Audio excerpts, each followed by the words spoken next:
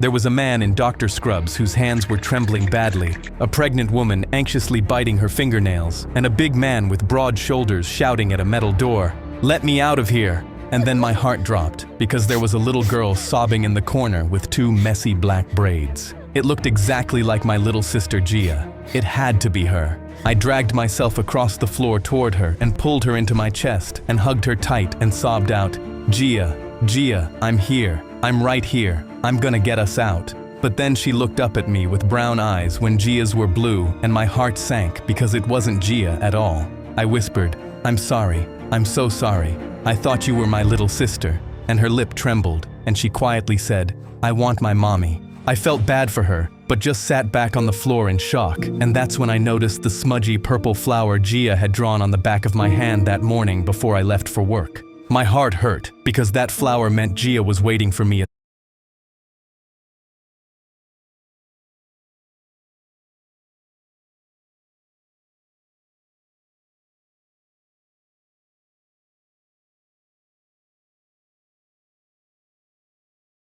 home. So I decided right there that I was getting back to her no matter what. That's when a red countdown screen appeared high on the wall. 25 minutes. So here's the bad news. You've all been poisoned, and that clock you're staring at, that's how long you've got before it kills you. I gasped and started panicking for my life. But then he said, "The good news is there's an antidote hidden somewhere in this building." And I almost sighed a breath of relief, but the voice continued, "But don't get excited now, because there's only one antidote, so you all have to decide who walks out of here alive." I balled my hands into fists as I decided that I was getting out of here before the timer hit 0, but that's when I grabbed my head because the poison was eating away at my brain. That's when the big man gruffly said, "Listen up, I've got a wife and 2 kids at home, and I'm the only one putting food on the table, so that antidote's mine." My heart raced, because if he got the antidote first, Gia was losing her brother tonight, and I couldn't let that happen. The little girl pressed herself against my side and cried, "But I want my mommy. Where's my mommy?" Then the doctor jabbed his finger into the big man's chest. "You don't get to claim it just like that. Everyone in this room has somebody waiting for them." The big man shoved his hand off his chest. "I don't care. My kids need me home, and that's the end of it." The pregnant woman yelled back with her hand on her belly, "And what about my baby? You think your kids matter more than mine?" The big man clenched his fist and looked at both of them like he was deciding which one to deal with first. But the countdown had already dropped to 23 minutes, so if we didn't start looking for the antidote now,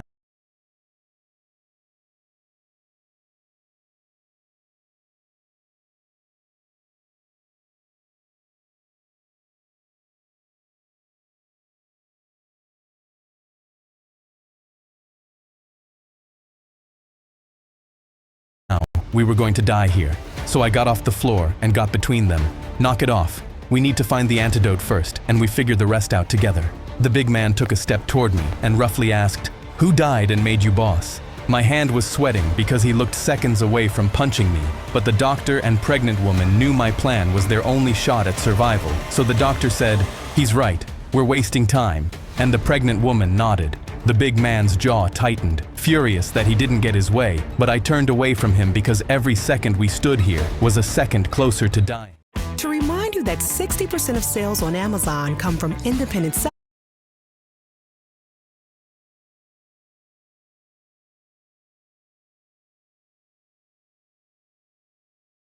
sellers, Jess from Planetary Design. From him because every second we stood here was a second closer to dying. "Let's split up and check every room. We've got 21 minutes. We split up through the 4 doorways leading off the main room, and I ended up checking the storage closet with the doctor and the little girl. The doctor said, "Whoever did this wouldn't make this easy. Start tearing things open." But then he looked terrified as he struggled to open a jammed drawer because his hands were trembling badly. I walked over and opened it for him, and he muttered, "Thanks." We quietly searched next to each other, but my heart was pounding hard because every empty drawer was a minute of searching.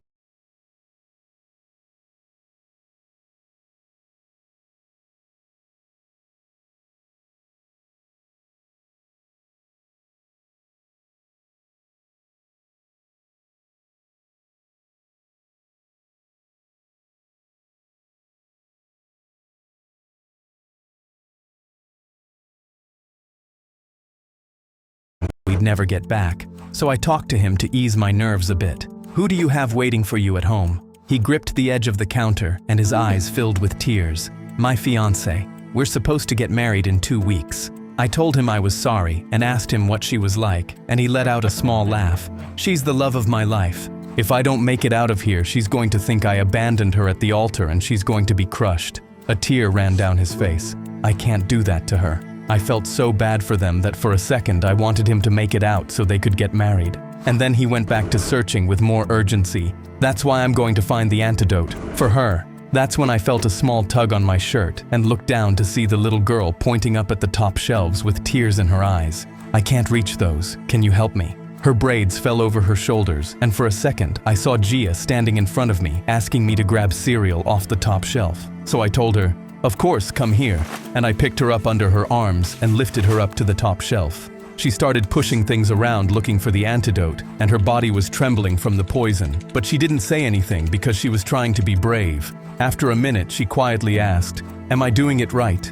And I smiled. "You're doing perfect." But I looked over at the countdown, and it was already at 18 minutes, so we really needed to hurry up. That's when the big man stomped into the storage closet and started yanking drawers open with sweat running down his face, muttering, "Saturday, Saturday," and I didn't get why. Then the little girl gasped and clung to me. "He's scary. I don't like him." I quickly pulled her into my chest so she couldn't see him and quietly said, "You're okay. I'm not gonna let him hurt you." The big man looked at us and said, "Only one of us is walking out of here. Remember that." I got nervous because it was clear he was going to fight for the antidote, and then he stomped off into another room. The little girl looked up at me with tears in her eyes, and her voice cracked when she asked, "So I won't see my mommy?" My throat closed up because I didn't know how to answer her, but I pulled her back into my chest and told her, "Don't listen to him. You're gonna see your mommy. We just need to find the medicine." She nodded, but I didn't even believe what I said. I set her back down on the floor, and we got back to searching. I grabbed a small container from one of the lower shelves, and before I could open it, a wave of dizziness hit me so hard I had to grab the shelf to keep from falling. I gulped anxiously because the poison was getting worse, but we weren't getting close to finding the antidote. The little girl saw me struggling and reached up. "I can do it." I gave it to her and noticed my purple flower getting more smudged. And I told myself the first thing I was doing when I got home was letting Gia draw a new one. But then the little girl looked inside and frowned. "It's empty." My heart dropped, but I forced a smile and said, "That's okay. You did really good. You're helping us a lot." And her face lit up. But then she started coughing really hard, and her face went pale, and her little legs gave out. I caught her before she hit the floor, and we both slid down to the ground together. My heart was racing because she was getting sicker fast. "Just rest for a second, okay? I'm gonna stay right here with you." She rested her head against my arm and quietly said, "I want my bunny. He always makes me feel safe." I talked to distract her from the pain. "What's his name?" "Mr. Peanut," she said. And when I told her that was a silly name, she giggled, but it quickly turned into another cough and it worried me. But my worry got worse when I saw the countdown at 16 minutes. My stomach twisted because I needed to be certain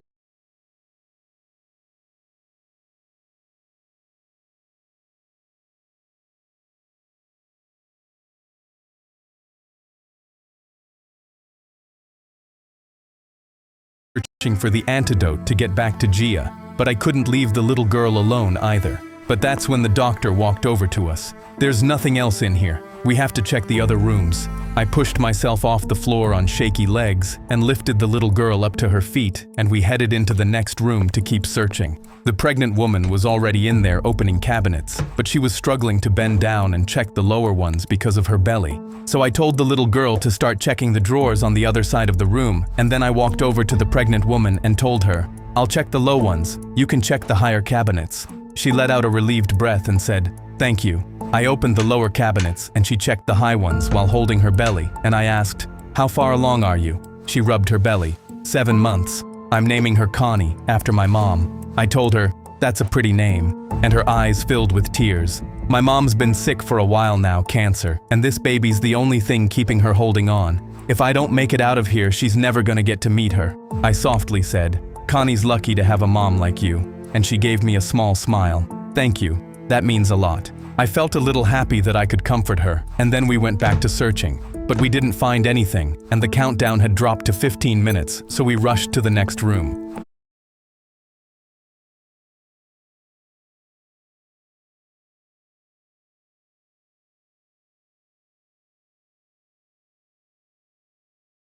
The big man stomped past us and started ripping every cabinet open, muttering, "Saturday. I can't miss Saturday. Saturday's his birthday. I got him a bike. I gotta be there." My heart broke for him because that's what he'd been muttering this whole time, and now I couldn't even be mad at him for fighting so hard for the antidote. The five of us started ripping through every drawer and cabinet because we all had someone waiting for us at home, and after a couple of minutes the little girl opened a cabinet in the back and pulled out a small glass vial, and she turned to everyone asking, "Is this the medicine?"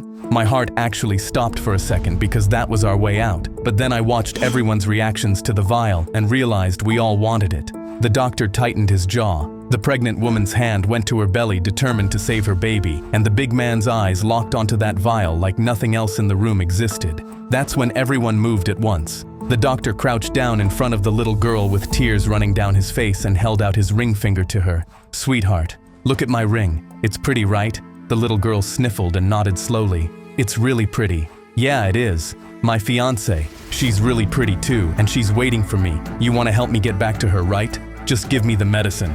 I got so mad I grabbed him by the back of his scrubs and yanked him away from her, yelling, "Are you seriously manipulating a little girl right now?" We stumbled back, and the pregnant woman immediately rushed at the little girl from the other side, sobbing, "I'm sorry, sweetheart. My mommy's been waiting her whole life to meet my baby, so I can't die here." I let go of the doctor and shoved her away from the little girl. "Stop it. She's a child.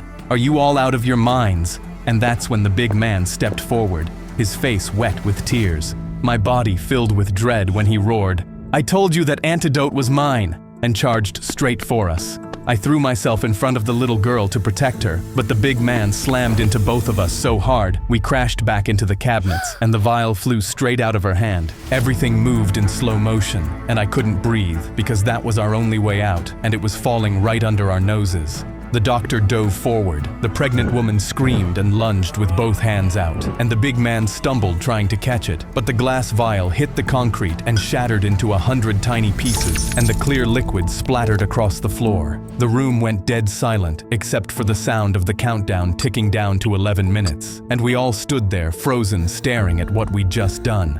My legs gave out, and I dropped to the floor devastated because I knew I was never seeing Gia again. Then the voice came over the speakers with a long, mocking laugh. "Oh, that was incredible. All that fighting just to break the only thing keeping you alive. Congratulations. You just killed each other." The big man dropped to his knees and just pulled a folded photo out of his wallet with shaking hands. I could see it was 2 little boys and a woman, and he muttered, "I'm not gonna be there Saturday, buddy. Daddy's not gonna make it." Seeing him cry made my chest ache, and then I saw the pregnant woman sink to the floor and pressed her hands against her belly and started talking to it. "Connie, baby, I'm so sorry. Mommy's so sorry. Grandma was gonna love you so much. She's been waiting for you her whole life." I had to look away from her because I couldn't watch a mother apologize to her baby for dying before she got to meet her. The doctor was also crying and playing with his engagement ring, whispering his fiancée's name over and over. The little girl tugged at my shirt, and tears were streaming down her face when she asked, "Are we gonna die?" I dropped down to my knees in front of her and pulled her into the tightest hug, sobbing hard, and I felt her little arms wrap around my neck and her braids pressed against the side of my face, and for a second it actually felt like I was hugging Gia goodbye. But then the little girl started coughing badly, and when I let go, there was blood all over her mouth, and the pregnant woman started moaning and clutching her stomach harder while the doctor collapsed onto his side, gasping for air. I clutched my heart because it felt like it was being squeezed, but I ignored the pain and crawled over to the puddle and stared at it because we were so close. I whispered, "I'm sorry, Gia. I'm so sorry," because in 9 minutes I would be dead and she wouldn't even know. But then I saw the vial's label and my heart happily skipped a beat because it said Antidote 1 of 2 in black ink. I got up and held up the wet piece of label. "Everyone get up. There's another antidote in here. Look." The doctor's voice came out hoarse. "That's just a label. It doesn't mean anything. Just give up." But the big man wiped blood off his lip and dragged himself upright, using the wall for support. "I'm not dying in here. My son's birthday is on Saturday. If there's a chance there's another way out, I'm taking it." The pregnant woman looked at him with a hint of courage she didn't have a second ago, and she pushed herself off the floor too. The doctor exhaled hard through his nose and also got up, muttering, "Fine, but if this is a wild goose chase, I swear to God." And he stumbled toward one of the 4 doorways without finishing the sentence. I helped the little girl up to her feet and she asked, "So I will go home to my mommy?" I nodded slowly and said yes, even though I didn't know if it was true, but I didn't want to break my promise to her. We all split up again to search rooms we hadn't searched yet, but my lungs felt like they were filling with something thick, and I had to stop every few steps to catch my breath. And then I checked the countdown again, and it was at 7 minutes, and I knew if we didn't find that second vial soon, we were all dying in here. But I continued to drag myself down the long, narrow hallway because Gia was waiting for me. At the end of the hallway was a small storage room with a glass vial and syringe sitting on a table in the back. My heart jumped in my chest because that was my way back to Gia, and I almost ran toward it. But that's when the big man stumbled in through a door on the other side of the room. He looked angry when he saw me, but then his eyes locked onto the table and his whole body went rigid, and I knew I had to act fast because we only had 5 minutes left. I held up my hands. "Don't do anything stupid. We promised we'd figure this out together." He shook his head with tears already in his eyes. "It's not stupid. I promised my boy I'd be there for his birthday." His shoulders dropped forward an inch, and I watched him so closely my eyes started to burn because I had no way of knowing when he was going to make a run for it. But a few seconds later, he lunged towards the table and I ran after him. I tackled him and we both dropped to the concrete floor. But even with the poison killing us both, he was still stronger, so he pushed me off and got up. He stumbled toward the table and grabbed the vial and the syringe, and I was going to get up, but that's when another wave of poison hit me, and my whole body went heavy and I couldn't move. Tears were streaming down my face as I watched him push the needle into the vial and with shaking hands fill the syringe with the antidote. Every part of me was begging my body to move because Gia couldn't lose me, but my body stayed still, so I shouted, "Please, I have a sister. She's only 7. She needs me." But he was already lifting the syringe over his thigh, sobbing, "I'm sorry, my boy needs his dad." I dug my nails into the concrete and forced myself off the floor screaming because I wasn't letting Gia lose her brother. I grabbed his leg and yanked as hard as I could. He crashed down, and I jumped on top of him to get the syringe from him. We got tangled up, and he was holding the syringe in his fist, trying to push it down into his own thigh, but I grabbed his wrist with both hands and tried to pull it back up. He was crying so hard he could barely get the words out. "Please, please, just let me go home, please!" I shouted back through my own tears. "I have a sister, I have a sister!" But then he plunged the syringe straight down between us, but we both stared at each other horrified, because when we looked down at our thighs, the needle was in my thigh and the antidote was in me. I got off him and took the syringe out of my thigh, feeling relieved because Gia wasn't losing me tonight. But when I looked at the big man, his eyes were filled with tears, and I instantly felt guilty. He slammed his fist into the concrete next to him hard enough to split his knuckles open, and then his voice came out broken. "Tell my boy I tried. Tell him his dad got him a bike for his birthday, and I tried to be there on Saturday." I told him I would because that was all I had left to give him, and then I pulled myself up using the table and stumbled toward the door. I entered the main room and everyone was already there sitting against the walls with blood on their mouths and gray skin. The countdown said we had 1 minute, but it didn't even matter anymore. The doctor rasped out, "Did you find it? Did you find another one?" And the pregnant woman stood up looking hopeful. The little girl looked at me with trusting eyes, and I had to look away from all of them, feeling ashamed, but I forced myself to look them in the eyes and said, "The big man accidentally injected me. The antidote's already inside me. I'm so sorry." The doctor's eyes widened in fear, and he let out a broken chuckle. "I'm not gonna make it to the wedding." The pregnant woman started talking to her baby again. "I'm sorry, Connie. I'm so sorry." The little girl walked up to me on shaky legs and grabbed my hand and looked up at me and quietly said, "It's okay.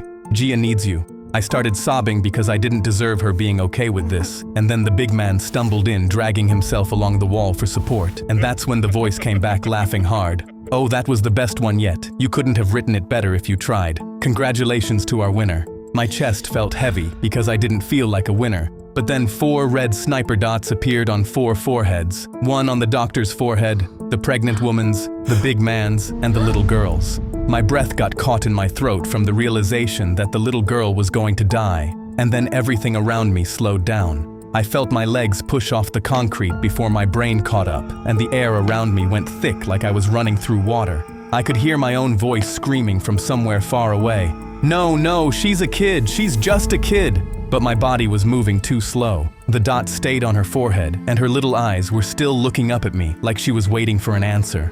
I wasn't going to push her out of the way in time. I wasn't going to make it. But then I tackled her onto the floor as 4 gunshots cracked through the air at once. The doctor, the pregnant woman, and the big man's bodies dropped to the concrete floor, but I could hear the little girl breathing. I felt the air rush back into my lungs and I sobbed, "You're okay. Oh my God, you're okay. You're okay." But then she coughed again, and blood landed on me, and my face went pale because I forgot about the poison. Her little body started going limp in my arms, and I quickly sat down on the floor and cradled her in my lap. Hey, stay with me, okay? You're okay. Just stay with me." She looked up at me with her tired eyes and quietly said, "Can you tell me a bedtime story? My mommy tells me one whenever I'm scared." I was so devastated I couldn't find the words, but if this was Gia's, the little girl's last request, I had to try. So I took a shaky breath and said, "Once upon a time there was a brave little princess, and she lived in a castle with her stuffed bunny, and her bunny would protect her from any monsters that tried to get her." She smiled with blood on her teeth, and I had to bite the inside of my cheek so I wouldn't break down in front of her. She said, "Just like me and my bunny." I nodded and stared up at the ceiling because I was barely holding myself together. "Yeah, just like you and your bunny, and the princess was never scared because her bunny protected her, right?" I waited for her answer, and my pulse quickened when I didn't get one. It took everything in me to look down at her, and I saw her eyes were still looking up at me, but there was nothing behind them anymore. But I refused to believe it, and I shook her gently and asked about her bunny, but she didn't move, and I couldn't deny it after that. The little girl who held my hand and trusted me died in my arms. I gently closed her eyes and let out a broken sob, and I kept whispering, "I'm sorry, I'm sorry, I'm so sorry," because I'd promised her she'd see her mommy, and I'd lied right to her face. I slammed my fist into the concrete and my bones cracked, but I didn't care. I looked up at the cameras and screamed, "She was a kid! She was just a kid! Why her? Why did you take her?" But no one answered me. That's when the countdown on the wall hit 0, and the door at the front of the room clicked open, allowing me to leave, but I couldn't let go of the little girl. I held her for as long as I could, but eventually I forced myself to lay her down gently on the floor. I gently brushed her braids out of her face one last time, and stood up with all the strength I had left. I fell into the wall, but I used everything to limp towards the light. But just as I stepped out, I heard the speaker. "Congratulations, Jackson. I'm glad it was you." My eyes widened because he knew my name this whole time, and none of this had been random. I felt my fists clench. He was still toying with me after he killed innocent people, but I heard, "There, someone's coming out." I looked up in shock and saw police cars and an ambulance lined up across the parking lot, and 2 officers were running up to me. One of them asked, "Sir, are you okay? Sir!" They grabbed me, yelling for medics. "Where are the others?" But my eyes filled with tears. "It's just me. I'm the only one." I saw his face go pale, but they rushed me over to the ambulance. "We need to hurry." They put me in the back of it, but that's when a woman walked up to me crying really hard. "Mister, my daughter was in there. Is she coming out?" I didn't know who she was talking about, but then my eyes widened when she pulled out a stuffed bunny from her purse. The same bunny the little girl kept asking for. "She gets scared easily, so I brought her bunny. She'll be right out, won't she?" I started sobbing so hard I couldn't breathe, and the mom instantly realized her daughter was dead, and she dropped to her knees, bawling her eyes out. Then a little boy behind her said, "Mommy, so Daddy's not gonna be at my birthday?" He heard everything, and my heart stopped when I saw 2 boys and their mom, the same ones from the big man's picture. His mom covered her mouth and started crying, and I forced my legs to walk over, but the medic yelled, "Sir, we need to get you to the hospital." But I kept walking because I had a promise to keep to the big man. I knelt down to them. "Your daddy wanted me to tell you something." They looked at me with curious eyes. "What did Daddy say?" "He got you guys a bike for your birthday on Saturday. He tried really hard to bring it home to you. He loved you 2 so much." They started crying, and their mom dropped down and pulled both of them into her chest, sobbing. "Sir, we have to go now." I stood back up with the guilt eating me alive, and that's when I heard it. "Jackson!" I turned around and my heart actually stopped. Gia was running to me, braids bouncing and tears on her face. I fell to my knees and held my arms open. She crashed into me and wrapped her little arms so tight around my neck I could barely breathe. But when I saw the smudged purple flower on my hand, I sobbed harder because I'd made it home and she was going to draw me a new one tomorrow. "Jackson, Jackson, I thought I lost you. Please, please, please don't leave me ever again. I'm here, Gia. I'm not going anywhere. I promise." After a while, I pulled back and looked at her face, and her braids were a mess, but it was her, my baby sister. I shakily whispered, "Let's go home," and grabbed her tiny hand, and we walked to the ambulance together. But as we climbed inside, I saw the big man's family and little girl's mom sobbing, squeezing her bunny. I realized I had survived the game, but I would never survive what it cost me.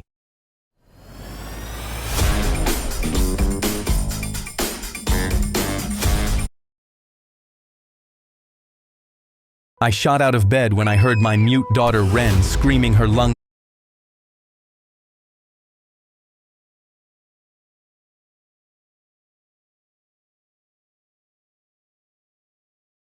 out like someone was killing her. I ran out of my room and saw my oldest daughter Callie running down the hallway. It was quiet at 11:02 p.m. Daughter Callie running down the hallway looking just... I jolted awake when I heard a speaker crackle and daughter Callie running down the hallway looking just as terrified as me. When I opened Ren's room, she was sitting up in bed, pale-faced with tears streaming down her cheeks and her whole body trembling. We rushed to her and I pulled her into my chest while Callie rubbed her back. I asked, "What happened?" Ren's hands were shaking so badly she could barely sign, but I understood it. She saw a man standing in her doorway. I got goosebumps all over my body and I asked her, "Ren, is he still in the house?" She nodded fast and Callie let out a small cry. I stood up. "Callie, stay with your sister. I'm going to check the house. Lock the door." Callie nodded fast and stood up to lock the door behind me. "Be careful, Dad." I ran to the hallway closet and grabbed the baseball bat from the top shelf and gripped it tightly, prepared to kill the man in my house. I checked Callie's room, then the bathroom, the closet, the basement, and the garage, but found no one. Even the front door and every window on the first floor was locked. My heart pounded because there was no one here, so I didn't know what Ren saw. Callie unlocked Ren's room after I knocked, and Ren was sitting on the bed trembling, and I knew I had to reassure her she was safe. I sat on the edge of the bed and softly said, "Ren, he's not here anymore. You're safe, I promise." But Ren shook her head fast, like she didn't believe me, and I didn't know how to reassure her more until I looked at her lamp on the nightstand and got an idea. I flicked the lamp off and on and signed, "If you ever need me, you flick the lights 2 times and I'll come running to you no matter where I am." Ren's tears instantly stopped and she bounced on the bed excitedly at the system, making her forget all about the man in her doorway. She flicked the lamp twice and watched me with a big smile on her face. Then her eyes got big like she had an idea and she flicked it 6 times, then signed, "6 flicks means good night, Dad." I laughed and flicked it 4 times and told her, "4 flicks means good night." Ren giggled and she hugged me tight, and I asked her if she felt safe now, and she nodded. 2 years went by without Ren seeing the man in the doorway, but the flicker ritual we made up that night became ours. She'd flick the bathroom light because she scraped her knee, and flick her lamp because she'd thrown up in her sleep. And every night I flicked her bedroom light off and on 4 times, and she would flick her bedroom light 6 times. Things were so good, I thought the man in the doorway was the worst thing that would happen to our family until the day I got home from work and shouted Ren's name, expecting her to come running up to me like always. But she didn't, so I went to her room, but it was empty, as if she never came home from school. I tried not to worry and told myself she was probably playing in Callie's room, so I went to her room. But Callie was sitting alone on her bed, scrolling on her phone. My voice came out shaky when I asked, "Where's Ren?" Callie looked up from her phone and asked, "What do you mean? Didn't you pick her up from school?" I knew something was wrong, but tried to calm down by telling myself she was probably still at school. But when I called the school, the lady told me Ren got on the afternoon bus home. My phone slipped from my hand, and dread filled me as I realized something bad definitely happened to my daughter. I looked at Callie, trying hard not to look scared, but failing. She got on the bus, but she's not here. Callie was already standing up, eyes wide. "Dad, what does that mean?" I ran out to go to the bus stop and heard Callie running behind me. "Dad, I'm going with you." I told her, "No, stay here in case Ren comes back." But she ran out the front door and climbed into the passenger seat before I could stop her. I drove fast to the bus stop while telling myself Ren was sitting on the bench waiting for me, and this would all be a stupid mix-up we'd laugh about later. But when we got there, my heart nearly stopped because the bench was empty. Callie's breathing got fast and shallow, and we both got out and walked up the road in different directions, shouting, "Ren! Ren! Where are you?" But then Callie suddenly stopped calling her name, and I saw her staring down into the ditch with her hand covering her mouth. My legs felt like jelly as I walked over, not prepared for what I would see. My eyes widened when I saw Ren's bright pink backpack in the ditch. Callie let out a broken scream that I felt in my chest. I stumbled into the ditch and picked up Ren's backpack. Her lunchbox was in the grass a few feet away, and the True Moo I'd packed for her that morning was lying next to it. I knew in that moment that somebody had taken my daughter, and the first thing I thought of was that the man Ren saw in her doorway had come back for her. I tried not to spiral because Callie needed me not to spiral, so I called 911 with my hands trembling as I told the dispatcher everything while picturing Ren wherever she was right now and wondering if she was cold or scared or hurt. I hung up when she said a car was on the way and went up to Callie, who was crying and shaking. I squeezed her shoulder. "We're going to find her, Callie. We're not losing her."